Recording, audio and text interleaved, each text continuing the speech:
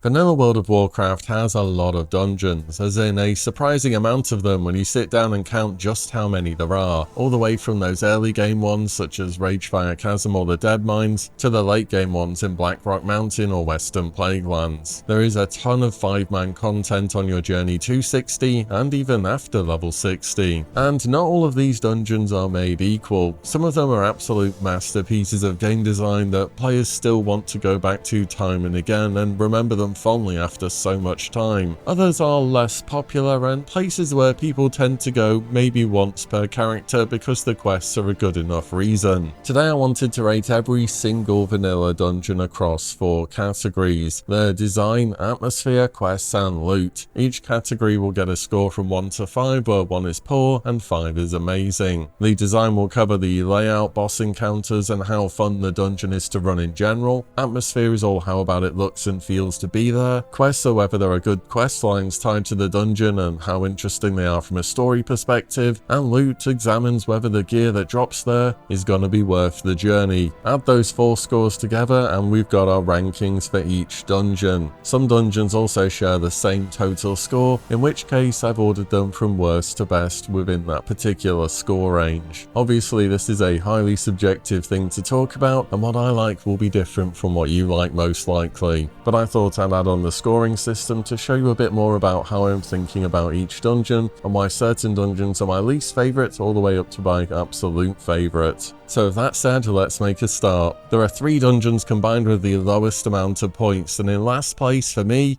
is, somewhat surprisingly to me, Blackfathoms Deep. It's a Sunken Temple in Ashenvale which manages to both be somewhat forgettable and kind of annoying to run at the same time. First of all, the dungeon itself has a bit of a trip to get into it, which I don't necessarily mind, but it's kind of just a long hallway filled with elite mobs and half of them are in stealth. Once you get in the dungeon, there are some bits which are above water and underwater, which make navigation a bit more frustrating rather than interesting. And a lot of the bosses in here don't particularly do anything either. That's true for many vanilla dungeons, but also this one. I think it does the atmosphere the best, and the underwater temple concept at least has some merits to it. After the first few rooms though, you feel as though you've kind of seen what this dungeon is all about, and there aren't really too many memorable rooms after that. There are at least some good quests in here as well. Horde can get a really good one-handed sword, and both factions can get a wand which will last you for a long time. But outside the quest rewards, the loot from within the dungeon, again, just really isn't very good. There's a lot of things with strange itemization, or that will be otherwise replaced fairly quickly. One other thing I want to mention here is that initially for the scoring system I was considering adding on location, or sort of the convenience factor of running that dungeon. But location and convenience varies a ton between Horde and Alliance, and for Blackfathoms Deep in particular, despite it being an Alliance territory,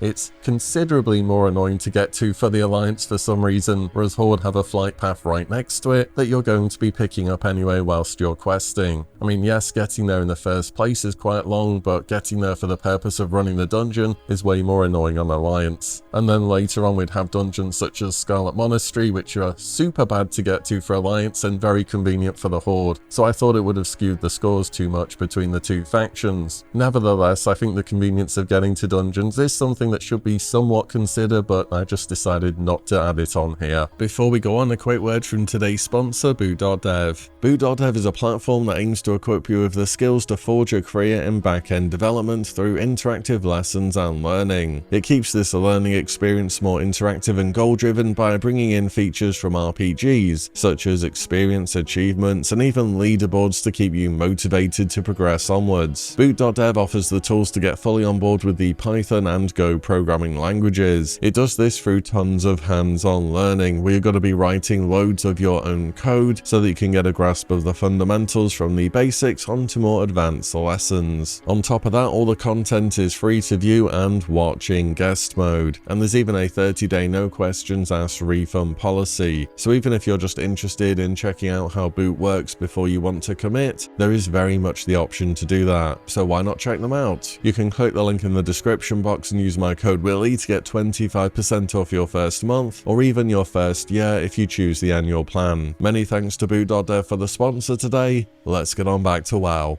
Also with 9 points, and that I'm not surprised to see towards the bottom of the list for me, is Razorfen Kraul. This is a sprawling Quillbore Warren in the Barrens that just feels like a slog to get through. Whilst it's not confusing or non-linear, it's just not terribly inspired either. It feels a bit like a hallway with endless amounts of Quillbore in it. The thorny bramble tunnels and aesthetic is at least somewhat unique and distinct from other dungeons, and there is something vaguely unsettling about the Quillbore as an enemy with their whole death cult vibe thing going on. The quests in the Kraul aren't particularly inspired either, with one of them having you pick up bat poop. Fantastic. I guess things are a little bit better for the Horde here, but on Alliance there's really not many reasons to come here. However, the one redeeming factor that Razorfen Kraul has is, of course, Corpse Maker. You come to this dungeon for Corpse Maker. That is the entire selling point of it. And as great as Corpse Maker is, it's just not enough for me to like this dungeon very much. Finally, with 9 points is the Stockades. I mean, it had to be pretty low down on the list, right? The Stockades is an Alliance-only prison dungeon located right in the middle of Stormwind City. And if I was rating things off of convenience and location, this would be one of the best dungeons in the game. It is so convenient to get to. However, for a dungeon, it is just so basic. There's just straight hallways with cells and there's inmates. There's no complexity, no real boss mechanics beyond that one guy that inevitably fears a hunter pet or something and it chain pulls, and you could almost call it a tutorial dungeon. At least it somewhat nails the prison vibe though. I mean, for whatever a prison vibe could be, I suppose this is it. Confined stone corridors and unrest within the dungeon. And something which I absolutely do rate the Stockades for is the questing. The quests in here are just really convenient and easy to pick up. There's about 4 or 5 quests you can get from the surrounding zones, and if you've done your Deadmines run and you got the letter from Van Cleef, there's a follow-up in this dungeon which you'll have to do that eventually leads to you getting the Seal of Rin. And if you're playing Alliance, you always get the Seal of Rin. That ring lasts you for such a long time, or at least I do. So I think the questing side of the Stockades is pretty good. I always run this dungeon when I'm leveling. One of the biggest letdowns, however, is absolutely the loot, because you're probably saying, well, what loot? And yeah, that's kind of the point. There really isn't any. There are rare spawns in the dungeon that can drop some items, and a few random green items that are dropped by trash mobs in there. But outside of that, you don't really come to the Stockades for items. I mean, it's a prison. What are they gonna have? Next, we have 3 dungeons tied with 10 points as well, and my last in the 10-point category is Gnomeregan. Gnomeregan is infamous, isn't it? And for me, just not in a good way. This dungeon at first glance is a bit of a nightmare to navigate, and it is a maze. It's multi-layered, it's vertically complex, there's even dead ends, and you will get lost if you don't know where you're going. Something that's always bothered me somewhat from a design perspective in Gnomeregan is that hallway towards the end. You have without a doubt seen clips in hardcore when people are going towards the final boss, somebody steps a bit too close towards the middle, and then the mobs all conga line round the side and pull absolutely everything, and they end up wiping. It just seems like a little bit of an oversight that you have to hug the left wall so closely, or you're going to wipe your group. That said, Gnomeregan is good for the irradiated techno wasteland aesthetic it has going on. Can I call it that? You have the radiation, the mechanical enemies, and the vibe the whole city has fallen, and it was never recovered either. There are a few decent quests here as well for both factions. The punch card quest is somewhat interesting when you understand it, and this dungeon does have one quest in particular which is the biggest selling point for coming here. That's the quest just to kill the last boss to get your trip runner dungarees. Those legs will last you for a long time, making the visit here worthwhile. Outside of that, the standard loot in this dungeon, again,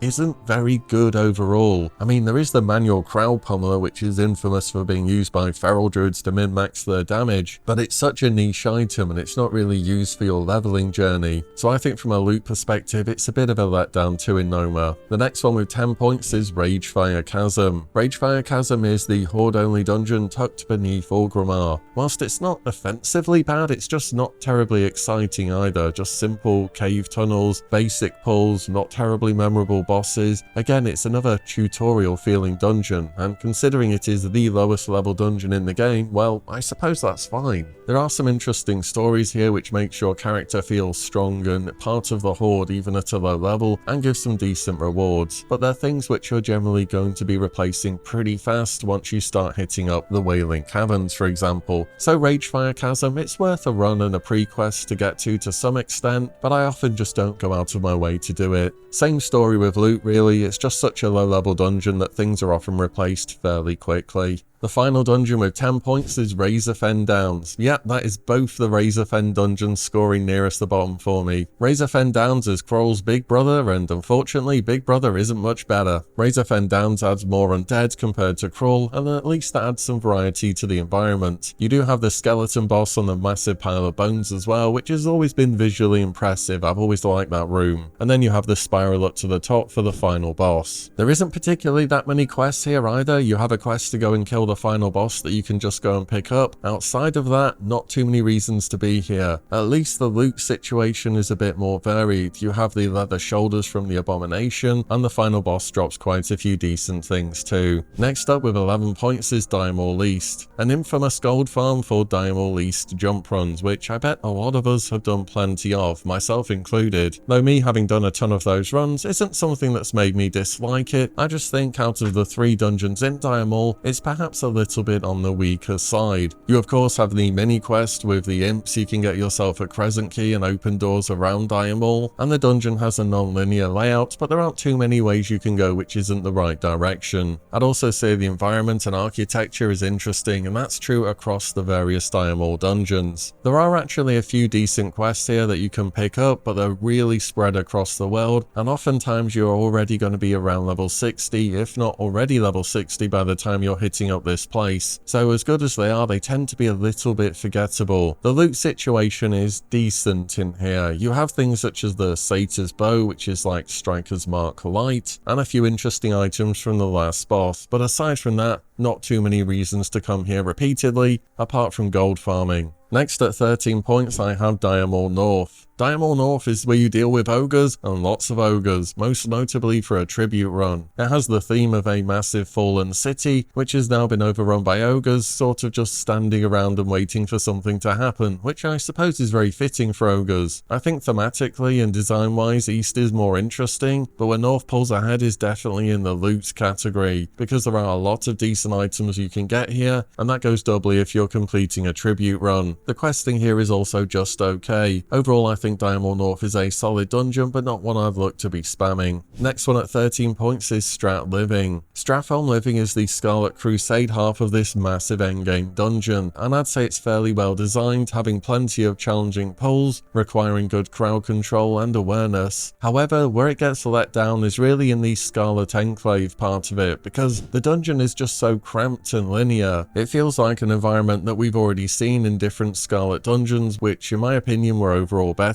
The atmosphere is where Strat really does deliver though, and this goes for both living and undead. You really feel the weight of what's happened here and the aftermath that has been left behind to fester. There are several quest lines tied in here as well, though many of them are kind of annoying to do or need you to revisit the place. Loot in Strat Living is fairly decent as well, though there aren't really too many chase items people will be coming back for time and again, which leads me to put it here. Next up at 14 points I've got 3 dungeons, and I'd say it's from here on out that things start to improve quite a bit in my opinion. The last one in the 14-point category is Maraudon. Maraudon is a massive underground cavern system in Desolus. I should also say with dungeons with multiple parts such as Maraudon or Diamol, I've not always split them up into the separate parts, and for Maraudon I'm covering it as one big dungeon. The reason is I was thinking, do I really have different things to say about each part of the dungeon? And if the answer was no, I'll just cover it as one big dungeon, so that's what's going on there. The atmosphere is where Maraudon really stands out. It genuinely has a unique look with the purple crystals, the cascading waterfalls, and the whole earth elemental theme. Princess Theradras's chambers are also one of the most visually striking rooms in the game, and it's always enjoyable to see. The questing here is also pretty good, albeit a little bit complicated. The Pariah's Instructions quest, for instance, you kind of need to know somebody who understands what they're doing here. Other ones are a lot more simple. And the loot is also absolutely standout. You have a bunch of reasons to come here. Those include Blackstone Ring, which people want for physical DPS, and of course Blade of Eternal Darkness. Other bosses drop decent things too, such as the plate legs from the big earth elemental, and even the Heart of Noxion if you want to go and farm that for your Viscidus pulls in AQ40. There's also Thrashblade, which can last you well up to level 60. A lot of quests here, really cool dungeon, and one that I always make sure I do. Next up 14 points is the Temple of Atal Hakar, or more commonly known as the Sunken Temple. This is a pretty confusing troll temple in the Swamp of Sorrows, and I think for a lot of people the layout is going to be something that's highly off-putting for the Sunken Temple, but when you come to understand it, I think it's one of Vanilla's cooler dungeons. The submerged temple aesthetic is well done, with the whole place feeling genuinely ancient and ominous, as though you're rediscovering it. You have the troll channelers you have to defeat, you have the stone puzzles, and you need to clear out all the green dragons before you can make your way to Aranicus. There is also the optional avatar of Hakar as well. There are a lot of quest lines associated with the Sunken Temple, and you really have to do some extensive pre-questing before you're ready to do this dungeon. That being said, I really enjoy pre-questing for a dungeon, and it feels as though I'm setting up my character to have the perfect run through it. I will say the loot situation is a bit more disappointing in the Sunken Temple. Yes, there are a few really good items, such as Dragon's Call for example, but for the most part the bosses tend to drop things which are just difficult to use. Finally, at 14 points I have Shadowfang Keep, and I think despite this being a respectable score, people are still going to be mad I haven't put this higher, but hear me out. Where Shadowfang Keep excels is the design and the atmosphere. The quests and the loot situation though, I don't think are that great. Of course, Shadowfang Keep is the creepy castle in Silverpine Forest overrun by Worgen, and whilst it's fairly linear in its layout, it has some interesting verticality in you going over the ramparts before finally getting to Aragol. There are several annoyances too, such as the enemies that debuff you, and the debuff spawns even more enemies that just keep interrupting you while you're drinking, and the Wailing Guardsmen who randomly debuff you, making your weapon completely ineffective. As mentioned, the atmosphere here is absolutely the best thing about it. This dungeon takes on a kind of gothic horror theme that few other dungeons really explore in World of Warcraft. It has a serious mood, and it is definitely one of the most memorable low-level instances in the game. There are some decent quests here, though I will say things are just much better for the Horde in this regard, and for someone who tends to play more Alliance, it's difficult to justify going to Shadowfang Keep because of the level range it's at and how long it takes to get there. I was once doing a Shadowfang Keep run and somebody joined and they were in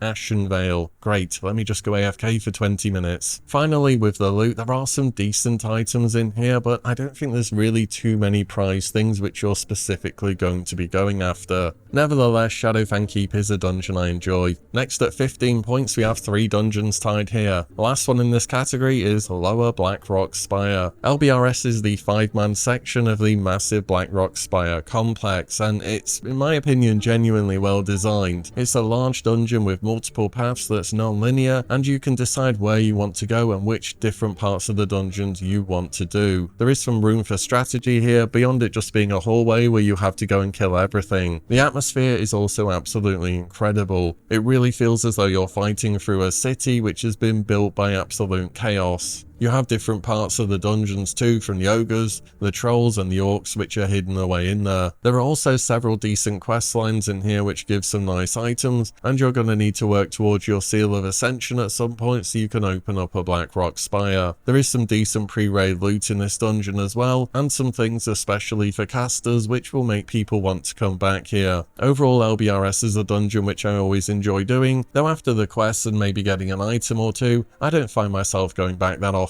Next at 15 points is Diamol West, the last entry from Diamol, and for me what is the most interesting dungeon out of the complex. Starting right at the beginning, you have to take out all the treants in the area, otherwise you will have the unfortunate discovery that they pull alongside the first boss, Tendris Warpwood. And the trash pulls in here are pretty threatening as well. It's really easy to overpull and become overwhelmed. There are also loads of invisible ghosts which are patrolling about which are equally dangerous. This is somewhere where when you're playing playing a Warlock, you can make really good use of detect invisibility on your tank and yourself, so you can make sure you're pulling these mobs safely. That was just always a nice extra trick to have, which was rarely useful in dungeons. Imolthar's Giant Prison is probably one of the more interesting rooms in the game, and it can be a decently challenging fight as well. This dungeon has a number of quests associated with it. Both Warlocks and Paladins will be making a visit here as part of their epic mount quest chain, and the loot is also really good in Diamore West as well. Finally, the last boss is what I've always called Prince Tortellini, because I'm really not sure what his actual name is, but he can actually be a pretty challenging fight too,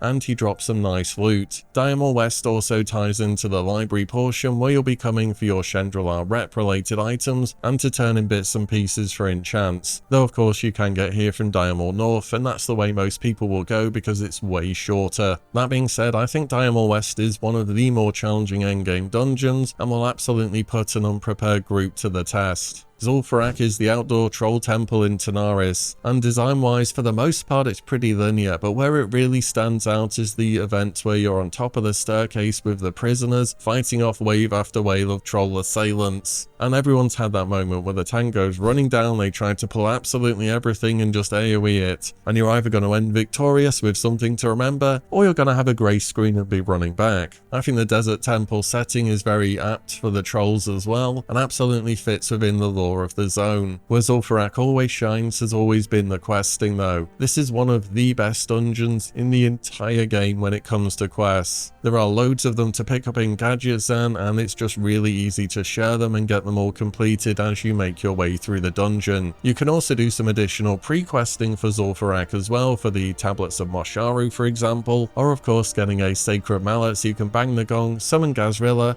and get yourself a carrot on a stick. I think the thing which lets Zul'Farrak down a bit is actually the loot. There really aren't that many good items in here. You have the staff for casters from the boss in the graveyard, but I swear I never see that thing drop, as well as the shoulders and head from the last boss. Not to forget as well the two swords that can be combined together to make Soul Thraze the Lasher. But whenever I go to Zul'Farrak, the loot isn't the main thing I'm thinking about. With 16 points I have the Wailing Caverns. Wailing Caverns is a twisted underground dungeon in the Barrens, and this was Vanilla's first truly non-linear dungeon. If you don't know where you're going, it is so easy to get lost in the winding passages, but that is absolutely intentional. It's an entire cave complex which is supposed to feel huge. The boss encounters with the Druids of the Fang are somewhat interesting too, representing different animal forms that we typically don't get as players, and when you learn your way through the dungeon it can feel rewarding to be the person leading people through, or going to optional areas to just explore the place. The atmosphere is where Wailing Caverns really excels though. The dungeon absolutely nails its aesthetic with the whole jungle cave and mysterious cult-like things going on. The questing in here is also pretty good,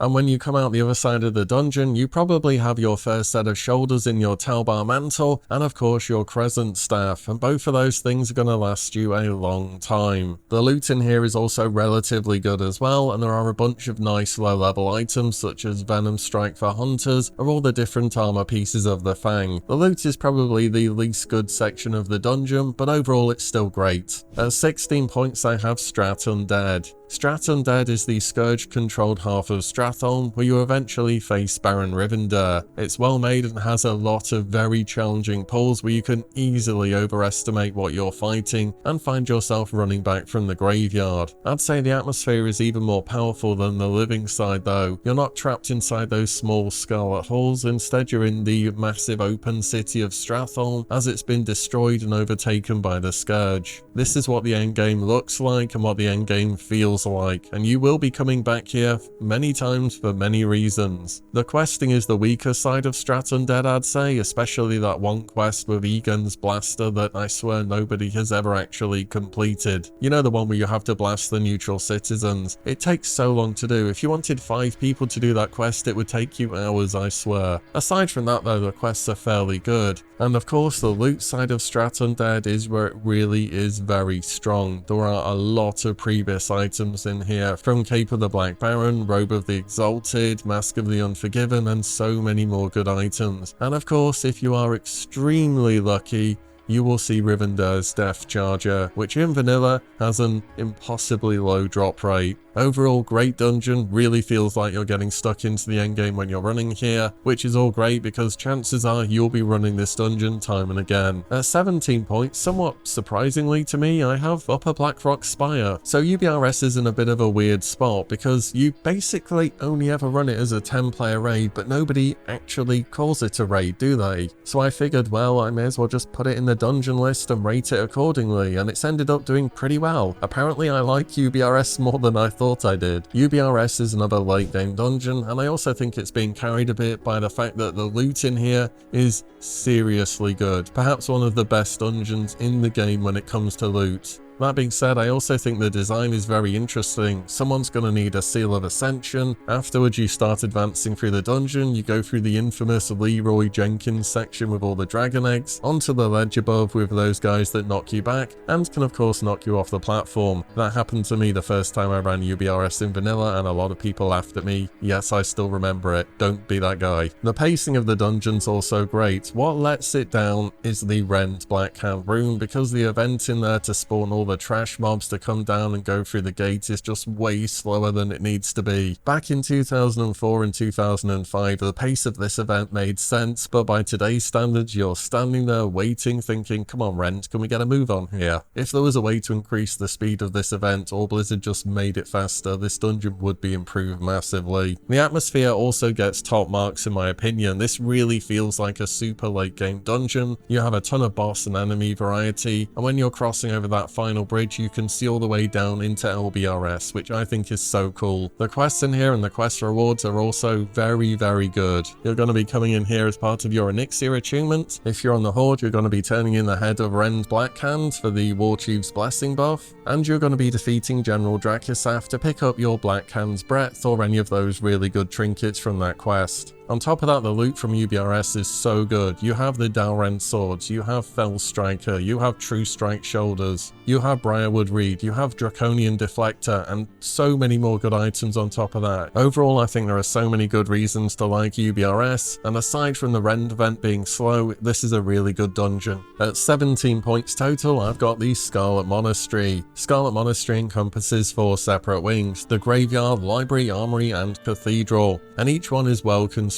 with distinct encounters. I think from a design perspective, all of them are pretty straightforward, but they're also distinct in what they achieve between a graveyard and the library and so on and so forth. They're all different enough to be enjoyable in their own right. I've always found the atmosphere really good here. The Scarlet Crusade are just an interesting faction. They've got a history predating World of Warcraft as an MMO, and appear all the way from the super early game in the Undead starting zone, all the way to the endgame when you're in Stratholme Living. You have some interesting boss fights too, with Arcanist Stone and seeing who stands inside of his blast wave, and the final boss in Cathedral with the surprise 2-boss encounter. There are several quest lines tied into these Scarlet dungeons too, though for the amount of content here, I found the amount of quests to be pretty thin, and it's probably this dungeon's weakest part. The loot, however, is exceptional, and there are things from every single dungeon that people will want to try and get. From the more caster-based items in the graveyard or the library, to pretty much everything Harod's wearing in the armory, especially Ravager, and then you have Cathedral with a few extra good items too. The only downside, which as I've mentioned earlier, I'm not going to rate things down for on location, but man, this place is terrible to get to for the Alliance. If I was scoring location, it would be a 1 for Alliance and 5 for Horde. And on top of that, when you're on a PvP server and you're on Horde, you're not even flagged whilst being here. Anyways, the Scarlet Monastery, fantastic dungeons, always great to do. Getting into the absolute top dungeons now for me. There are 3 dungeons tied with 18 points. The first of them is Scholomance. Scholomance is a school of necromancy in Caer Darrow, and it's really interesting from a design perspective. Each of the wings have their own mini-bosses before you get to the final chamber with Dark Master Ganling. And there are some interesting encounters here too, though things for the most part are all pretty straightforwards. The atmosphere is where Scholomance really delivers, and it sells the whole necromancy school concept perfectly, with the undead students attending their classes, the corrupted instructors teaching dark magic, and so on. The questing is overall good, though it does get a little bit repetitive. You know that one quest chain I'm talking about with the ghost lady outside that has you go into the dungeon 4 or 5 times times in a row, I think. You'll also come here as your paladin to finish off your charger quest, which feels very fitting. The loot in here is also really strong, and there are things which every single class in the game will want. And of course, Scholomance is one of the 2 places in vanilla where you can make flasks. Just imagine that one of the places you can make a super endgame alchemy item is in a School of Dark Magic. How fitting is that for vanilla WoW? Next to 18 points, I have one which is gonna be probably a bit controversial, and that is Uldaman. Uldaman is a Titan facility in the Badlands, and it really tells a story through the entire dungeon's layout. You start off in the trog-infested exterior and fight all your way to the center of the dungeon, going through dark iron dwarves, even more trogs, scorpions, and eventually titanic creations. In time you'll reach Arcades in the deepest chamber, putting on a challenging boss fight which people often cheese by channeling to summon the boss, and then running outside and taking him on without his adds. The atmosphere here is one of the best in my opinion, with a mix of ancient Titan architecture and more recent dwarven discoveries. You really feel as though you're delving into something from the past and discovering Azeroth's secrets. And as for the questing, well, there are 2 types of people in vanilla World of Warcraft: those who understand how to pre-quest for Uldaman, and those who don't. One does simply not walk into Uldaman and say, "Share quests please." There is a lot of pre-work to be done before you're ready. And again, similar to Sunken Temple, I kind of enjoy this side of the game. And at the end of the dungeon, you even have the Platinum Disc quest that teases the opening of Uldum. But alas, we never discover that in vanilla. I think the weakest part of Uldaman is actually the loot. A lot of it is just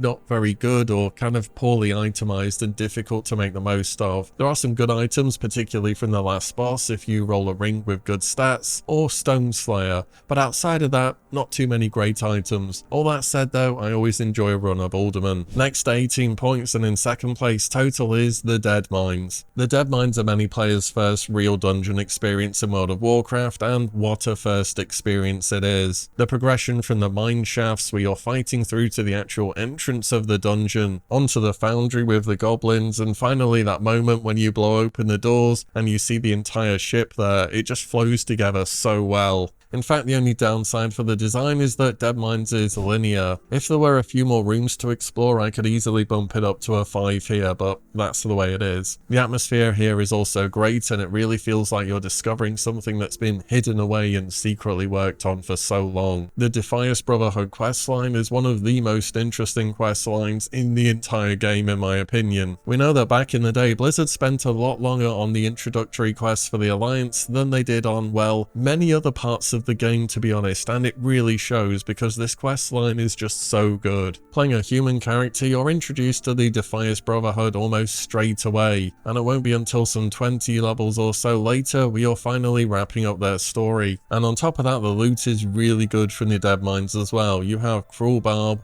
Smite's Mighty Hammer, Cookie's Staring Rod, and a bunch of other items and quest rewards which are very much worth doing the dungeon for. The only downside with the Deadmines is a lack of quests on the Horde, and it being kind of annoying to get to for Horde players where you have to take the Zeppelin and then jump off before you get to Grongol. Despite that, the Deadmines is absolutely one of my favourite dungeons and one that I will always make time to do. Which means at the number 1 spot with 20 points, it is Blackrock Depths with a perfect score. And really, there was just never gonna be any other answer than Blackrock Depths for the top spot. It absolutely is vanilla's masterpiece dungeon. I think even to this day, you could say BRD is the best dungeon ever made in WoW. It's more than just a dungeon, it's a living, breathing underground city, and you can approach it in so many different ways, or tackle bosses in different orders based on your objectives. You can do a prison break run if you're doing the Elixir Attunement quest. You can do an arena run to try and get SGC. You can do a run for Hand of Justice, depending on which boss drops that. You can do a run to get to the Grim Guzzler for the Thorium Brotherhood rep. You can do a run to get to the Black Anvil to craft items there. You can do a lava run to go and attune to Molten Core, and so many more different ways of playing out this dungeon. It is just incredible. A run of BRD, depending on your objectives, can take you anywhere from 15 to 20 minutes to 3 or 4 hours easily. The encounter design design is varied, and there are just so many different bosses and trash packs in here which are memorable. The atmosphere here is also perfect. This is the Dark Iron Dwarf capital deep within the mountain, and you feel that. You have lava flowing through the forges, the massive prison complex, the Grim Guzzler, the Lyceum, and of course the throne room where Emperor Thaurissan sits. The amount of quests here is absolutely crazy. This is one of those dungeons where you're going to be doing it multiple times, and you can either pre-quest for BRD